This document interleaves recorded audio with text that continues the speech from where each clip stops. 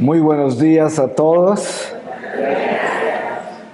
Primero quiero darle gracias a Dios por la bendición y el honor de estar aquí con ustedes, sobre todo bajo el amparo de la Santísima Virgen María, Reina de la Paz, quien también a mí me ha llevado a Medjugorje y me ha dado ese gran regalo de unirnos como familia de la paz. Estoy muy honrado de compartir este podio con el Padre Inocencio, a quien vi hace muchos años en Miami en una misión de Cuaresma, y qué bueno que es encontrarnos en el camino del Señor de nuevo. Al Padre Edgar, que lo conocí acá y que estoy muy honrado de compartir con él este podio y este congreso. A Mari Carmen por todo su esfuerzo y todo su equipo de la Fundación, por tener el gesto de invitarme, al Padre Francisco María Risi, que es mi hermano en el Señor y con el que he compartido muchos años de misiones, y es una gran alegría estar aquí con él también. Y con todos ustedes, que pues primero que todo me entusiasma muchísimo conocer tanta gente que está unida bajo el amparo de la Reina de la Paz y que ha tenido esta experiencia que es nada menos que una experiencia que tiene los signos de los tiempos. Yo digo que estas apariciones de la Virgen son como oficinas del cielo que se abren en la tierra, y ahí tenemos todos como una cita y somos llamados a esa cita, y cada uno es responsable de presentarse con su caso ante esa cita. Y cada caso, como decía el Padre Edgar, pues es único, y el Padre Inocencio, el Padre Francisco, pues han apuntado estos detalles de nuestra responsabilidad con el llamado de la Virgen, con el llamado del cielo, con la responsabilidad mística, como decía el Padre Edgar, que es lo vital de lo que estamos haciendo acá. Porque si no estamos compenetrándonos en el espíritu de esta experiencia de la Virgen y el llamado de la Virgen, pues estamos siempre simplemente siendo un turismo religioso, una cultura católica, una superstición y quién sabe cuántas otras cosas, como bien lo decía el Padre, que hasta fetiche llamaba, porque es así, y yo estoy de acuerdo. Voy a compartir con ustedes, es prácticamente como una continuación de lo que el Padre estaba compartiendo sobre la santidad, en este caso enfocado en los laicos. Voy a pedirle al Espíritu Santo su palabra, para que en esta palabra compartamos este momento. Y les voy a leer a ustedes de la primera epístola a los Corintios, del capítulo 14, versículo 26. Los carismas, reglas prácticas. ¿Qué concluir, hermanos? Cuando os reunís, cada cual puede tener un salmo, una instrucción, una revelación, un discurso en lenguas, una interpretación, pero que todo sea para edificación. Si se habla en lenguas, que hablen dos o a lo más tres, y por turno, y que haya un intérprete. Si no hay quien interprete, guárdese silencio en asamblea. Hable cada cual consigo mismo y con Dios. En cuanto a los profetas, hablen dos o tres, y los demás juzguen. Si algún otro que está sentado tiene una revelación, cállese el primero. Podéis profetizar todos por turno para que todos aprendan y sean exhortados. Pero los espíritus de los profetas están sometidos a los profetas, pues Dios no es un Dios de confusión, sino de paz. Palabra de Dios.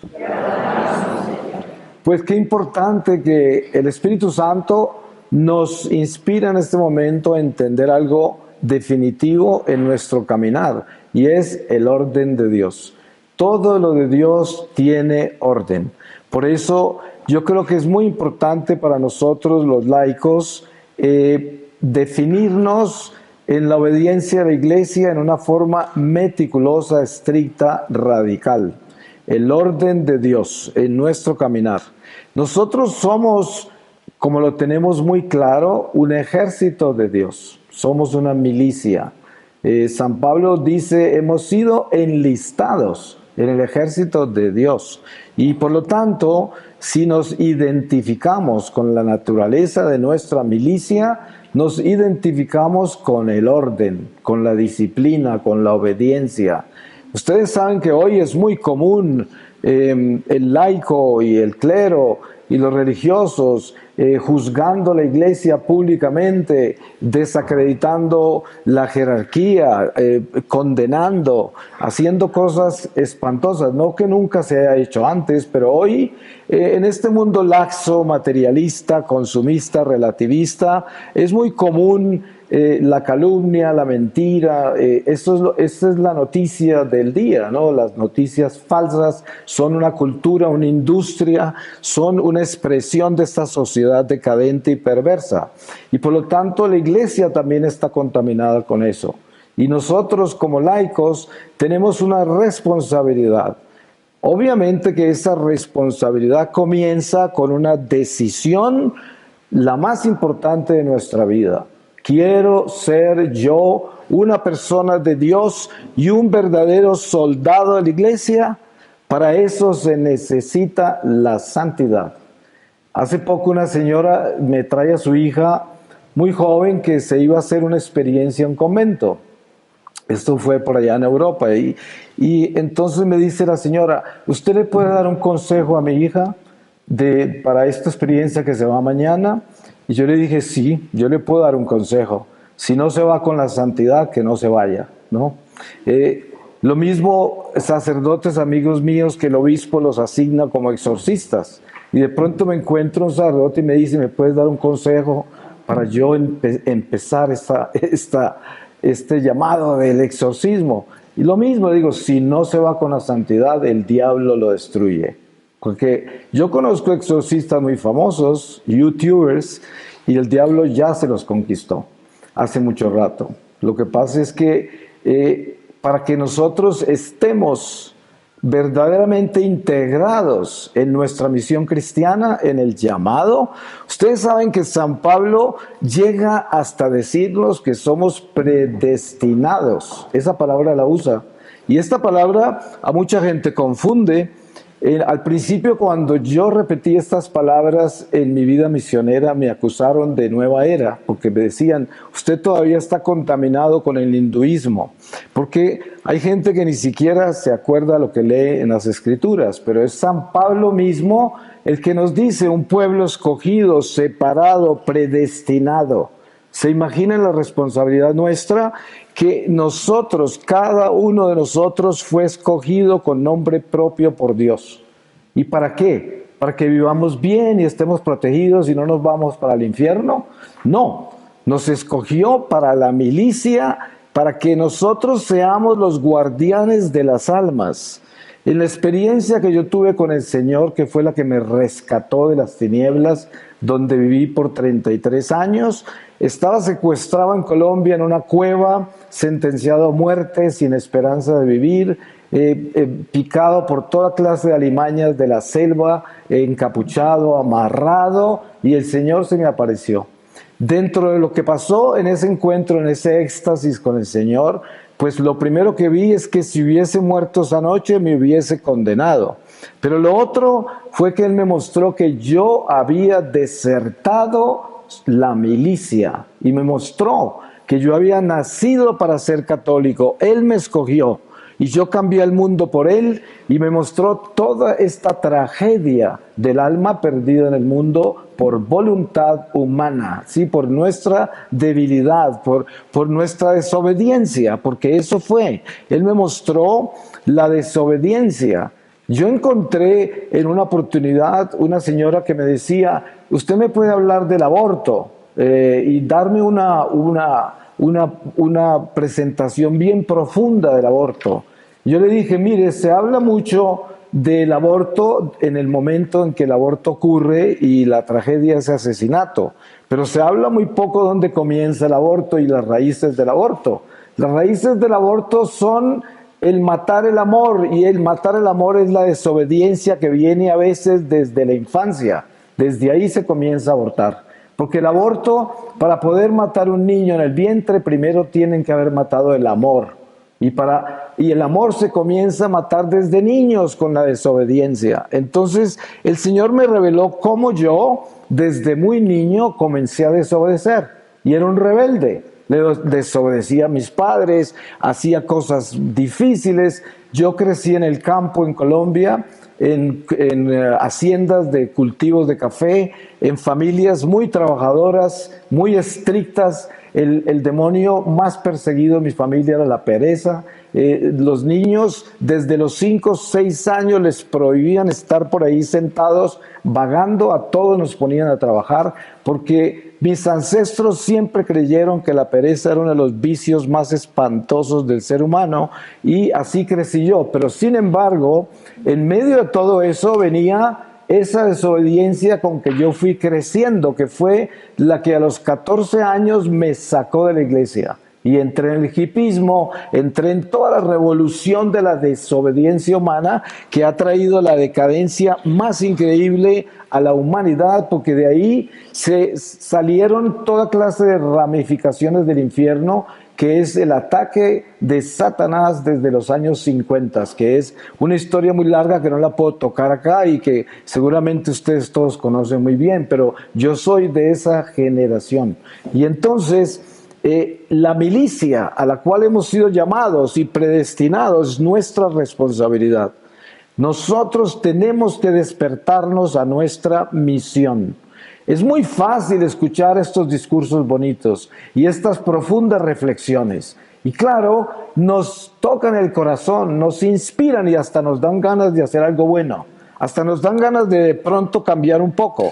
Es como, yo me encuentro gente a través de los años, porque generalmente regreso a los sitios que voy, y les pregunto, ¿y cómo van? Y entonces algunos dicen, ahí vamos. Dice, ahora fornico un poco menos, ya robo un poco menos, ahí vamos. Yo digo, sí, ahí van para el infierno, porque Dios detesta al tibio, la mediocridad. Eso no lo quiere Dios. Y por eso no es que ahí vamos, es que nosotros somos llamados a radicalmente convertirnos a la santidad. Dios es un Dios justo. Y Él nos dijo, sed santos y perfectos como mi Padre es santo y perfecto. Nunca nos pediría eso si eso no es posible. Yo siempre le digo a la gente, miren ustedes el ejemplo de San Pedro.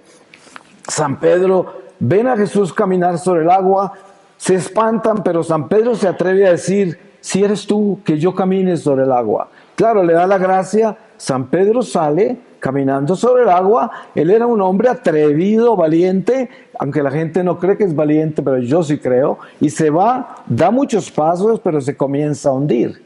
Y el Señor lo saca, pero ¿qué le dice? No le dijo, bravo Pedrito, 80 pasos, no. Le dijo, hombre de poca fe. ¿Por qué? Porque el Señor quería que llegara y le dio la gracia para llegar. ¿Se dan cuenta? Jesús quiere todo de nosotros, no un pedacito. Ustedes nunca encontrarán que alguien les diga que encontraron un demonio que es 80% malo. No. El demonio es 100% malo. Entonces, ¿cómo combatimos al demonio? 100% bueno. ¿Y cómo alcanzamos 100% si no lo tenemos? Somos mortales, somos imperfectos. Pues con Cristo, precisamente la cruz es la que nos completa. Redención en Jesucristo quiere decir completarnos. Y ese completarnos es la unión con el Señor, que es la santidad, que es renunciar al mal. Pero dense en cuenta de algo importante con esto de la santidad. En San Pablo hay un ejemplo perfecto, extraordinario, que es el famoso aguijón en la carne. Él dice que 3 veces le pidió al Señor que le quitara ese aguijón de la carne, que era, dice que como un demonio que subió de los infiernos a atormentarlo. Era algo muy grave. Sin embargo, el Señor, ¿qué le dijo? Le dijo, mi gracia te basta. Yo me glorifico en tu debilidad. Esta es una enseñanza poderosa porque no le quitó el aguijón. Se lo dejó, y el mismo San Pablo dice, para hacerme humilde, porque si él hubiese sido el apóstol perfecto, no hubiese tenido caridad, no hubiese tenido ninguna compasión, porque era perfecto. Entonces el Señor nos purifica con nuestros propios defectos y miseria. ¿Pero qué quiere el Señor? Que nosotros renunciemos y odiemos esos defectos y esa miseria todos los días. Y si eso es lo que hacemos, y todos los días detestamos ese pecado, el día que nos encontremos con el Señor, nos completa lo que nos faltaba y nos da lo que nos tenía prometido. Pero tiene que ser que yo deteste el mal que hay en mí. Ese mal que me lleva a hacer el mal que no quiero hacer, como dice San Pablo. Y esto debe estar muy claro en nuestro corazón, porque a veces nos desmayamos de desilusión cuando tenemos que regresar a confesar los mismos pecados. Hay mucha gente que dice, ay, yo ya no me confieso, porque siempre es lo mismo, y regreso a decir lo mismo, esto no vale la pena. Yo digo, pues, por algo Jesús nos dejó ese sacramento. Ustedes se dan cuenta que de las primeras cosas que hace el resucitado es instituir ese sacramento.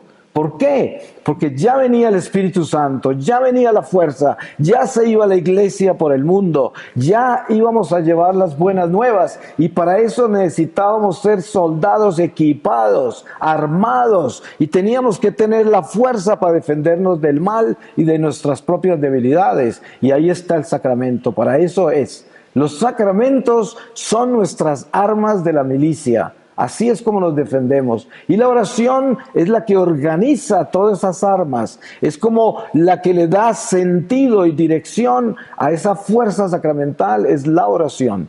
Como decía el Padre Francisco con mucha sabiduría ayer, que la oración pues es esa conversación directa con Dios, esa unión con Dios que organiza nuestra vida espiritual y que nos hace esos militantes que tienen la seguridad de que Dios está con nosotros y nadie nos puede vencer si nosotros creemos en eso y somos fieles, obedecemos a eso. Porque sabemos que la tendencia que tenemos como cristianos es a vivir la fe sin obediencia. Y por eso en algún lugar está escrito, el diablo también cree, pero no obedece. Y esto es lo que debemos tener claro, porque el principio de nuestra santidad está en la obediencia. Ahí está. Yo le digo a la gente, mire, hoy en día es muy común que la gente no esté de acuerdo con el Papa, es lo más común, lo oigo por todas partes. Y todo el mundo me dice, ¿y qué piensas del Papa? Dice, es que yo no pienso nada del Papa. Dice, yo amo mi iglesia. Y cada uno, el Papa y todos los católicos, somos responsables de la misión que Dios nos confió. Allá ellos con Jesús el día que se lo encuentren. Ni yo me juzgo, como dice San Pablo, ni juzgo a nadie. Yo puedo dar mi opinión, eso no es un pecado, ¿cierto? Yo puedo decir, no estoy de acuerdo con lo que dijo el Papa, está bien, pero no lo persigo, no lo desacredito, no me siento mejor que él, ni más santo que él. Y tampoco del obispo, ni del presbítero, ni del laico, ni de nadie. El principio de la santidad es la prudencia.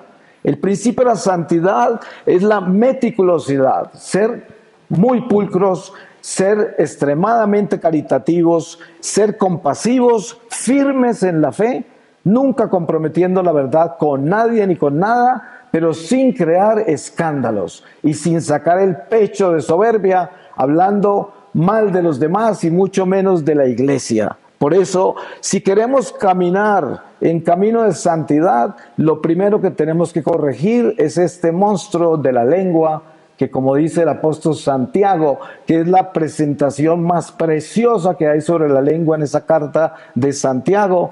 Esta lengua pues puede condenarnos o santificarnos. Y ustedes saben que nuestra vida terrenal es un camino de purificación o de corrupción. No hay sino dos caminos. O me estoy corrompiendo o me estoy purificando. Miren que el Señor me mostró a mí algo espantoso.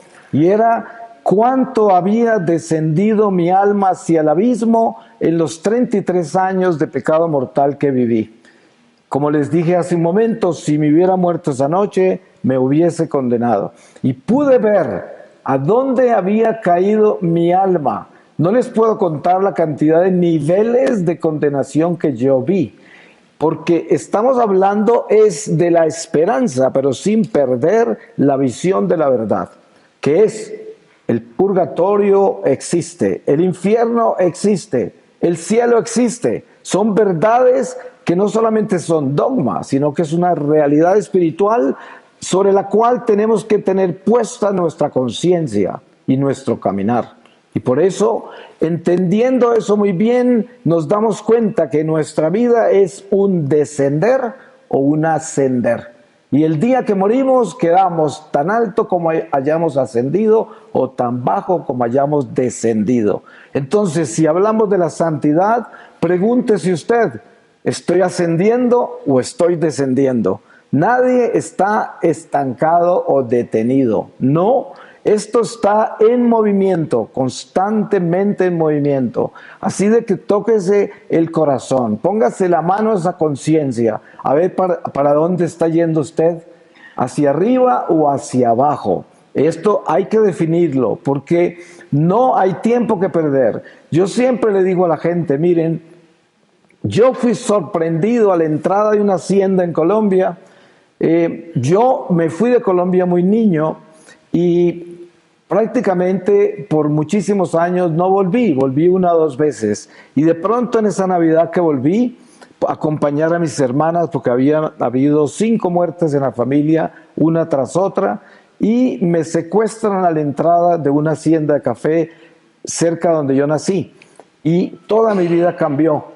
Venía de mi vida de brillo en Hollywood, con todo funcionando en mi vida, maravillas, y de la noche a la mañana quedo en una cueva en manos de criminales, sentenciado a muerte. Y esto, la enseñanza más grande de eso es, ojo, ojo, porque el tiempo se acaba ya, no nos pertenece a nosotros. Nosotros, por el destierro del pecado original, somos esclavos del tiempo. Pero lo más increíble de esta esclavitud es que el tiempo no nos pertenece a nosotros. Además, tampoco sabemos nada del tiempo nuestro. Le digo a la gente, ¿usted es capaz de levantar la mano y decir que sabe cuándo se va a morir? Con excepción de que se va a suicidar, claro. Pero ¿usted sabe cuándo se va a morir? Nadie puede levantar la mano. ¿Usted se puede imaginar la fragilidad de nuestra vida? Lo frágil que es, que usted no puede levantar la mano para decir cuándo se le acaba esto. Y sin embargo, hay gente que está sentada aquí pensando que tiene tiempo. Con todo el respeto que ustedes se merecen, pero hay gente que piensa así. Qué peligro tan grande que es ese. Hay gente que me dice, ¿usted cuándo descansa? Y dice, en la tumba, como el Padre nos recordó de alguien que dijo eso, un santo, en la tumba. Yo no tomo vacaciones, ¿no? Unos pocos días al año. Yo viajo todo el año, incansablemente hago esto porque el Señor fue el que me llamó y me reveló esta misión. Y no porque yo sea nadie especial, porque les digo a ustedes, más miseria y más pecado que en el que me encontró el Señor no puede haber en este mundo. O sea, el más indigno, más miserable de todos. Sin embargo, el Señor me escogió para demostrar que Él es el que hace las cosas. Por eso escoge también la Virgen pastorcitos ignorantes, analfabetos, para que todos sepan que es el Señor el que apareció cuando estos niños hablan con esa sabiduría. Porque es la sabiduría de Dios, es la unción del Espíritu Santo. Y eso es lo que tenemos todos nosotros. Miren ustedes el ejemplo. Antes de Pentecostés, se lee en los Hechos de los Apóstoles cómo San Lucas nos dice que los apóstoles estaban encerrados bajo llave de miedo a los judíos.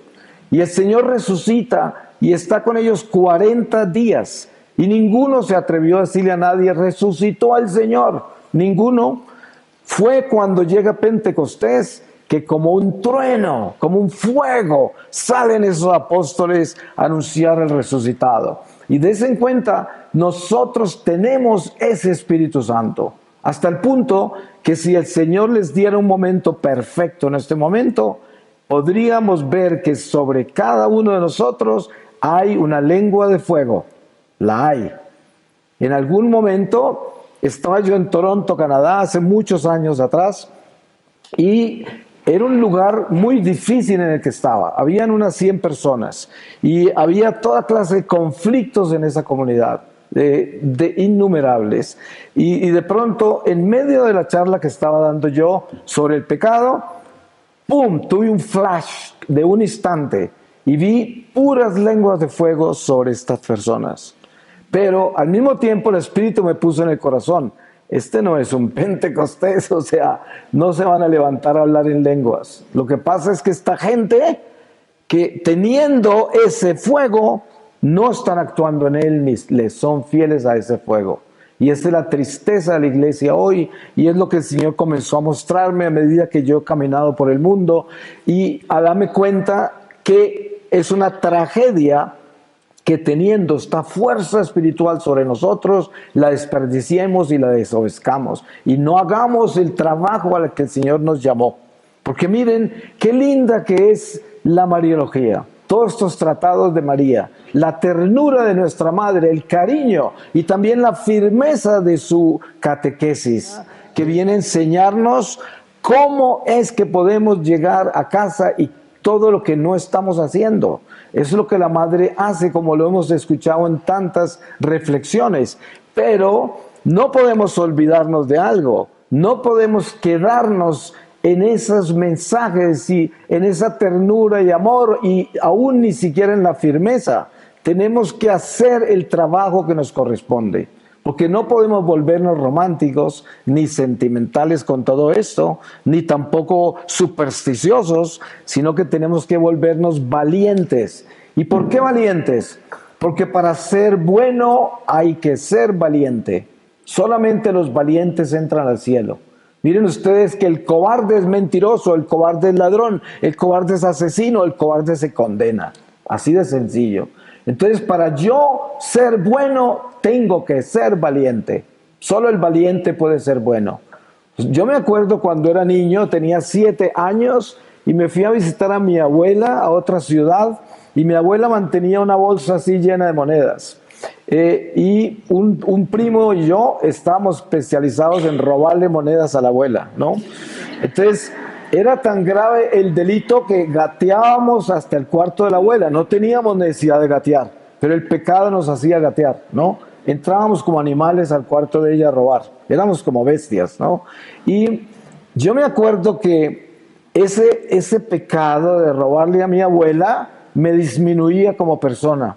Cuando yo me encontraba a la abuela, no resistía su mirada, no resistía su presencia, y tenía esa moneda en mi bolsillo que me quemaba horriblemente, pero porque todavía tenía inocencia en mí, porque apenas eran mis primeros robos, porque apenas estaba... todavía me quemaba lo robado.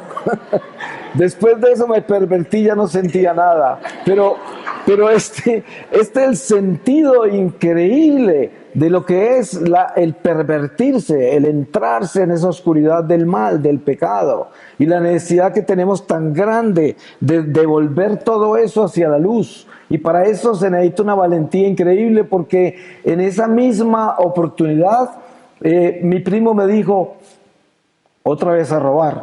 Y yo sentí dentro de mí una fuerza increíble que me dio la valentía de no ir, y no fui esa segunda vez. Eso no quiere decir que me convertí, porque después de eso fui peor que nunca, pero les estoy contando una experiencia de lo que es la valentía.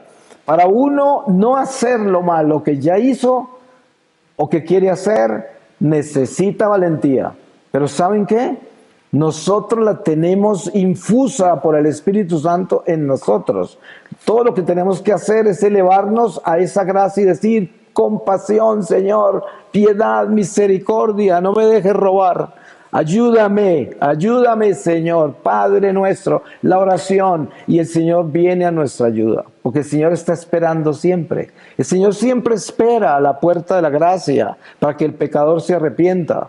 Y eso es lo importante de tener claro para nuestro camino de santidad, que tengamos claro que nosotros somos personas escogidas por Dios, y que si nosotros abrazamos esta misión, somos unas columnas de luz extraordinarias en este mundo de tinieblas. El diablo se quema con eso. Yo le pongo un ejemplo muy clásico a la gente. Digo, una persona entra a la iglesia con sal para que el Padre se la bendiga, con agua, para que el Padre se la bendiga. Y sabemos que la iglesia nos describe el agua como una criatura, el Padre la bendice, es agua que era natural, que entró a la iglesia, después de la bendición del sacerdote es agua sobrenatural.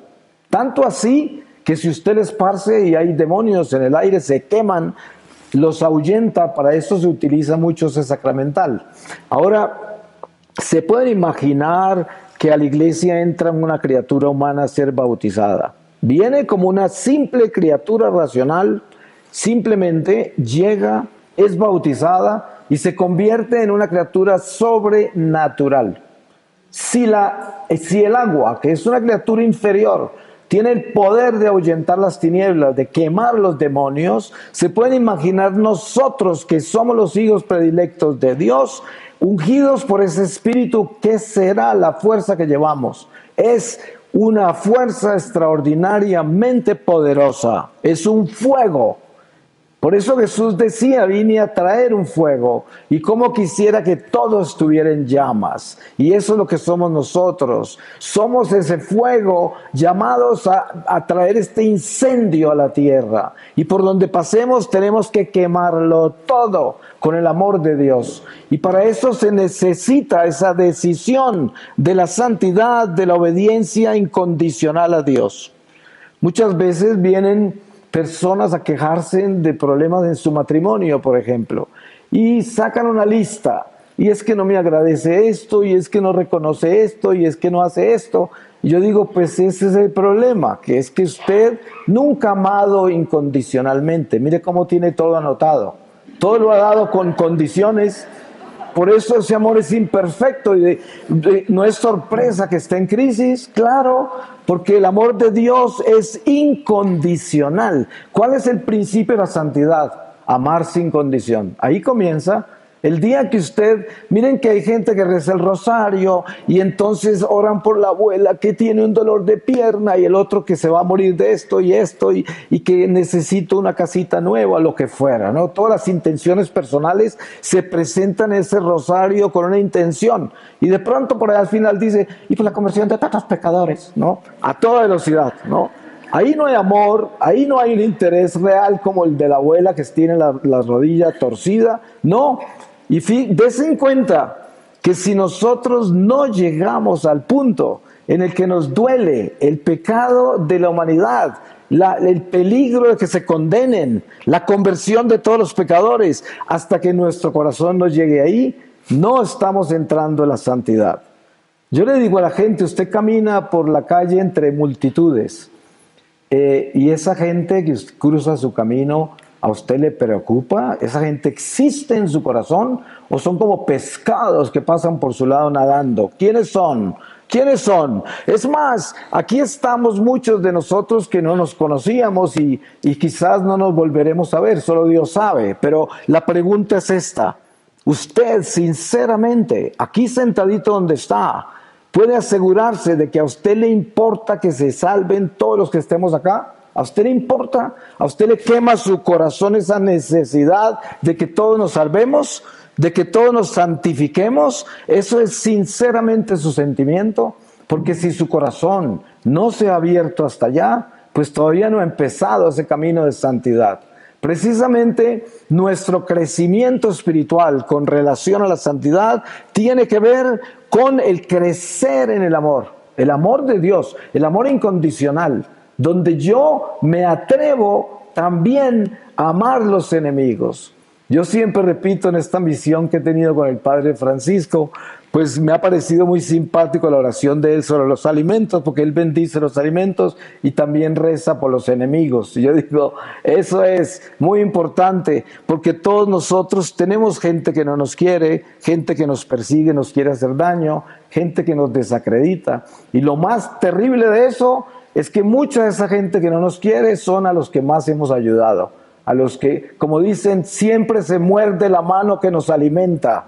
¿Quién es el que más desacredita a otro? Al que más le han dado, al que más le han ayudado. La ingratitud. No hay un defecto más asqueroso, más espantoso que una persona ingrata. Porque una persona ingrata es chismosa, es calumniadora y es peligrosa. Y por eso nosotros somos llamados a ser esos católicos que somos luz en este mundo. Luz. Ustedes saben, una persona humilde, pequeña, sencilla, es como un oasis de consuelo y no tiene que abrir la boca, está ahí y ya está alumbrando, ya está dando paz, ya está dando consuelo y esperanza con solo estar presente. Y eso es, en una oportunidad, una señora que vivía en un pueblito pequeño de Ohio, en los Estados Unidos, insistía en invitarme a esa iglesia. Y yo le decía, señora, cuando esté en esa área del país, yo le aviso y la visito. Después de varios años logré llegar. Llegué, la señora nunca me explicó qué pasaba en esa iglesia. Di una charla, creo que mi testimonio en la iglesia, y dentro de la charla que estaba dando, el Señor me mostró una señora que estaba en la última banca a la derecha de la iglesia, estaba sentada ahí atrás. Y me mostró el Señor, esa señora era la que tenía todo el equilibrio de esa parroquia, esa señora. Bueno, después de que terminé, me fui a una mesa donde tenía mis libros y estaba hablando con la señora que me había llevado y me di cuenta que esa iglesia estaba perdida en la nueva era. El sacerdote tenía novio y así por ahí les empiezo, ¿no? Era un terror todo lo que pasaba en esa iglesia. Casi me dan piedra cuando terminé mi testimonio. Sin embargo, todo dio buen fruto después, porque así es como el Señor actúa. Pero cuando le pregunté a las señoras que me estaban ayudando con los libros y a la que me llevó, ¿cómo se llamaba la señora que estaba ahí sentada? No sabían su nombre. Y solamente una me dijo, ella siempre está acá, pero yo no sé nada de ella. Nadie sabía nada. Ustedes se pueden imaginar. Y esa señora era la columna de sustento de esa iglesia, sustento espiritual. Así es, la pequeñez de Dios, las cosas pequeñas. Uno siempre oye, el diablo está en los detalles. Claro, el diablo está en los detalles. Se han caído imperios enteros por una palabra. El detallito de la palabra que el demonio sabe cuál es para destruir un imperio entero, un matrimonio, una amistad, un negocio, quién sabe. Ese es el demonio, los detalles. Pero Dios está en la pequeñez. Miren el pesebre de Belén. ¿Qué más pequeñez que esa? Una enseñanza para que nosotros entendamos que el reino de Dios no es de este mundo. ¿Y cuántas personas han aprendido esa lección del Mesías naciendo en Belén?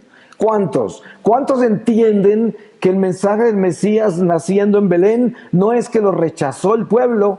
No, porque es Dios, es la voluntad de Dios que él naciera ahí. Pero la enseñanza de esa puerta estrecha del pesebre de Belén es la nada, la renuncia a este mundo, a los reinos de este mundo, al materialismo, a todo lo que es este mundo. Y eso es lo importante de entender, la pequeñez.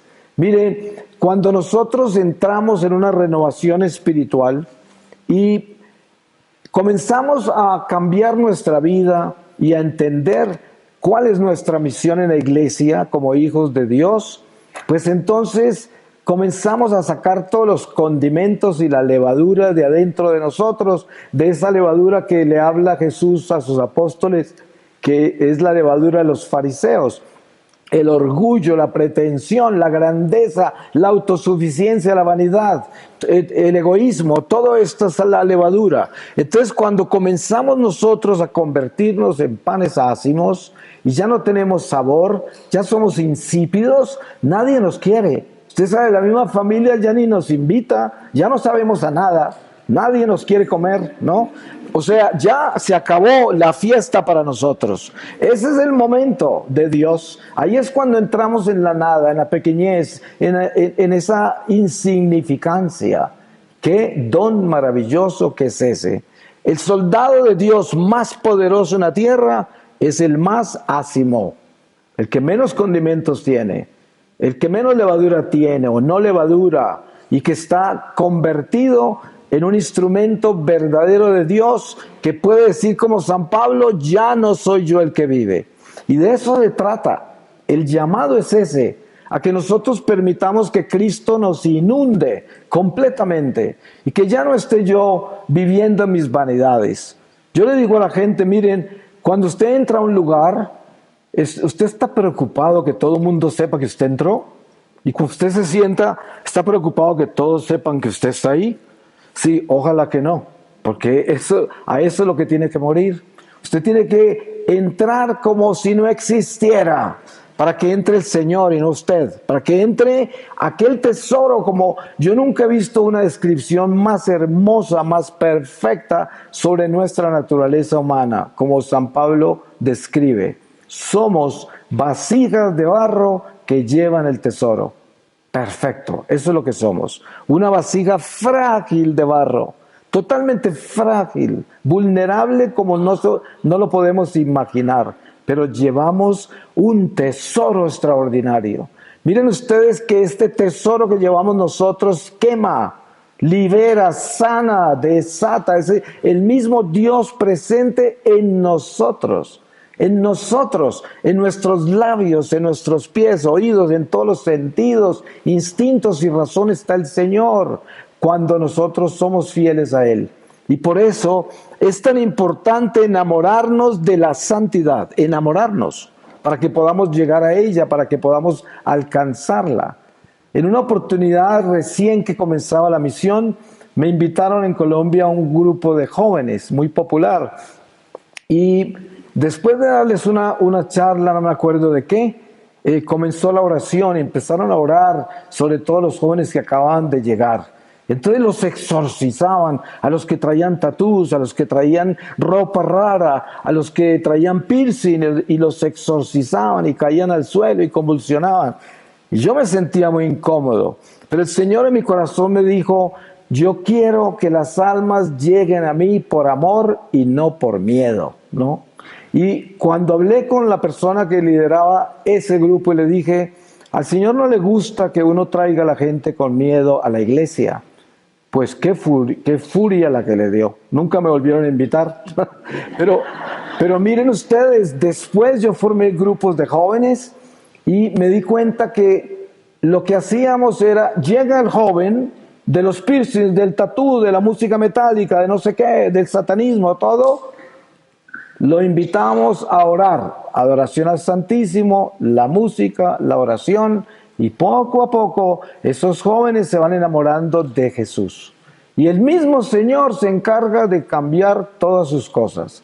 Hay muchos jóvenes que han llegado a nuestros ministerios de jóvenes que nunca se quitaron sus cosas, pero son más santos que todos los jóvenes que están súper limpios, ¿no? Aparentemente por fuera.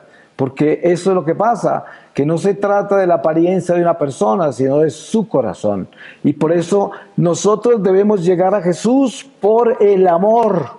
Debemos enamorarnos del Señor, y el Señor cambia todo lo nuestro, lo que debe ser cambiado. Pero no podemos exorcizar a la gente porque viene vestida con ropa satánica o practicando cosas malas. No, porque precisamente lo que debemos hacer es acogerlos con el amor de Dios, para que Dios los cambie, y no mis escrúpulos y mi fanatismo y mi exageración religiosa, y mis juicios, sino que el Espíritu Santo sea el que cambie a la persona. Y por eso los padres de familia a veces cometen errores tan graves con los hijos, porque les demonizan su vida. Qué pérdida tan grande que es esa. Yo siempre le digo a la gente: ojo, lo que tenemos que conservar entre nosotros siempre es la amistad. La amistad. Yo nunca voy a aceptar el pecado de otro. ¿Por qué lo voy a aceptar si es pecado? Pero tampoco lo voy a juzgar, ni le voy a romper mi relación, sino que voy a quedarme como esa columna que hace lo que se debe hacer y que obedece a Dios, para que el otro siempre vea la verdad, para que el otro se dé cuenta dónde está la luz, para que el otro se dé cuenta dónde está el camino. Y es importante nunca cortar el camino a nadie, estar abierto al amor, sin liberalismos ni estar laxo en la verdad, sino firmes en la verdad, pero firmes en el amor, en la caridad. Es importante. Si no hay caridad, no hay nada. Ahí no está Cristo. Y es importante tener eso claro. Pero claro, esto necesitaría mucho más explicaciones, porque la gente a veces utiliza todo esto para soltarse por muchos lados. Pero yo pienso que el Espíritu Santo siempre nos da la oportunidad de profundizar en estas palabras cuando no tenemos todo el tiempo para hacerlo. Pero miren ustedes, ¿qué estamos haciendo acá y sobre todo en este momento? Estamos hablando de la santidad. Hay personas que preguntan, ¿pero cómo se vuelve uno santo? Y la respuesta es muy sencilla, siendo bueno. ¿Y cómo se hace uno bueno? Buscando el bien en todo, en lo que pienso, en lo que siento, en lo que deseo, en lo que digo, en lo que ambiciono. La santidad es ser bueno, eso es ser santo, ser bueno. Y nadie tiene que enseñarnos a ser bueno. Yo les conté a ustedes mi experiencia de los robos a mi abuela, ¿no? Cuando no le robé esa segunda oportunidad, nadie me enseñó eso. Yo conocía el bien y el mal y sabía que no debía robar. Nadie vino a decirme, es pecado robar. No, en mi corazón yo lo sentía. Está tatuado en el corazón de nosotros el bien y el mal. Entonces, ¿cómo ser santos? Siendo buenos, así, siendo buenos. Es como hay gente que anda con lo de la divina voluntad, con talleres, con todo esto, y todo eso es bueno, pero ¿saben qué? San Pablo nos da la respuesta directa y precisa. Él dice, la voluntad de Dios es, a saber, nuestra santificación. No le dé más vueltas a eso, que eso es lo que tenemos que hacer. ¿Cuál es la voluntad de Dios? Que todos nos salvemos, que todos lleguemos a casa, y para eso necesitamos santificarnos. Eso es, hay que santificarnos, y por eso debemos tomar esa decisión radical en nuestro corazón. Yo quiero ser santo, eso hay que decirlo. Yo le pregunto a la gente a veces después de retiros de una semana a veces, dice, vamos de rodillas y vamos a hacer algo muy doloroso, muy difícil, muy doloroso, van a llorar. Y lo que vamos a hacer es, vamos a pedirle a Dios del fondo de nuestra alma, con todas las fuerzas de nuestra mente, con todo nuestro ser, que queremos ser santos. Usted no se imagina la dificultad que a mucha gente le da hacer eso. Y le pregunto a uno a muchos católicos, ¿alguna vez usted se ha arrodillado ante el Señor y le ha implorado por su santidad? Y se asombrará del porcentaje tan pequeño que ha hecho eso. La mayoría nunca lo han hecho. ¿Por qué? Porque no les interesa, porque eso no lo tienen dentro de su camino. Y yo digo, si usted no tiene dentro de su camino la santidad, ¿a dónde cree que va a ir cuando muera? Solo los santos entran al cielo. ¿Para dónde va usted? ¿Sí? Esa es la pregunta. Por eso hay que hacer eso hoy. Si el Señor nos acuarteló acá como su ejército, nos acuarteló para fortalecer nuestras armas, para limpiar nuestro corazón, para fortalecer nuestra fe, para edificarnos más en su amor, para llamarnos más a concientizarnos en esta milicia y en esta misión. Y por eso no podemos desperdiciar este momento, tenemos que usarlo. Como dice la palabra, si hoy oyereis mi voz, no endurezcáis el corazón como en Meribá, cuando me despreciaron, un pueblo maleado de incredulidad. Y esto tenemos que tenerlo claro siempre. El Señor nos habla y hay que escucharle cuando Él nos habla. Y nos está hablando por medio de esta reunión, este congreso. Esto nos está hablando, claro. Nosotros como expositores somos simples, miserables instrumentos de Dios que están hablando lo que sus corazones nos están pidiendo que hablemos. O sea, nosotros somos un parlante de los corazones de ustedes que el Espíritu Santo utiliza para que escuchemos el eco de las necesidades espirituales que hay en cada uno de nosotros. Eso es una gracia de corazones unidos. Este es un congreso de corazones unidos, es lo que es, una comunión de corazones, que nos unimos en el Inmaculado Corazón de María, Reina de la Paz, que es quien nos reunió acá, para que unidos en ese Inmaculado Corazón estemos firmes en la fe en Jesucristo. Y esto es lo que la Virgen quiere. Ustedes se dan cuenta como el Padre leía todos esos mensajes sobre la santidad, como el Padre Francisco y el Padre Inocencio han citado todos estos pasajes de lo que estamos viviendo acá como ejemplo de los mensajes de la Reina de la Paz. Y al final nos damos cuenta que todos esos mensajes llegan a uno solo: la conversión del corazón, la santidad. Porque el Señor quiere que nos salvemos y por eso envía a su embajadora a que nos diga: conviértanse, no hay tiempo que perder, esto se va a acabar ya y ya pronto están en presencia del Señor. Hay algo que yo combato con todas las fuerzas de mi corazón y es el terrorismo religioso. Yo detesto el terrorismo religioso. Hay una cantidad de profetas y videntes hablando de tragedias, de destrucción, de castigo, de final del mundo. Y a mí me parece que son una plaga, porque las buenas nuevas del Evangelio no son el terror ni el castigo. Las buenas nuevas del Evangelio son un Jesucristo que nos ama y quiere que nos convirtamos el corazón para que lleguemos a casa. Y el que venga a traernos un mensaje diferente no viene de Dios, y yo lo tengo seguro. No, con el terror no vamos a conquistar almas, con miedo no conquistamos almas. Lo que yo decía de ese grupo que exorcizaba a los jóvenes, igual cuando llegan a decir ya se va a acabar, ya llegó la hora, este es el final, escondámonos, y hablan de refugios, y hablan de esto, y hablan de guardar comida, y hablan, yo digo, Dios mío, lo que les va a pasar el día que se encuentren con Jesús.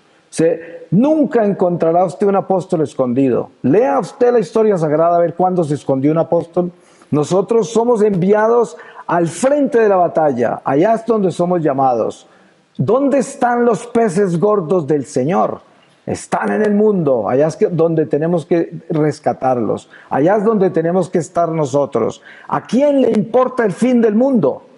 Pues ¿para qué? ¿Para qué nos preocupamos en eso? Preocúpese del fin de su vida, porque ya se va a encontrar con Jesús y le va a llamar a usted cuentas de lo que usted hizo con su vida, no de lo que hizo por la salvación del mundo. Eso está incluido en sus oraciones, pero su alma es la que tiene responsabilidad de mostrarle a Dios lo que hizo con ella. Por eso, que caiga un cometa sobre la tierra, que se muera todo el mundo en un terremoto, que venga una guerra nuclear, que los masones organizaron un nuevo orden mundial, tantas noticias que hay de ese estilo. Eso es basura. ¿Saben por qué? Usted tiene que tener como guía el Evangelio. El Evangelio es nuestra guía. Nunca encontrará un solo pasaje de Jesús hablando de los romanos, del Imperio Romano, de lo que el diablo estaba planeando con su pueblo judío.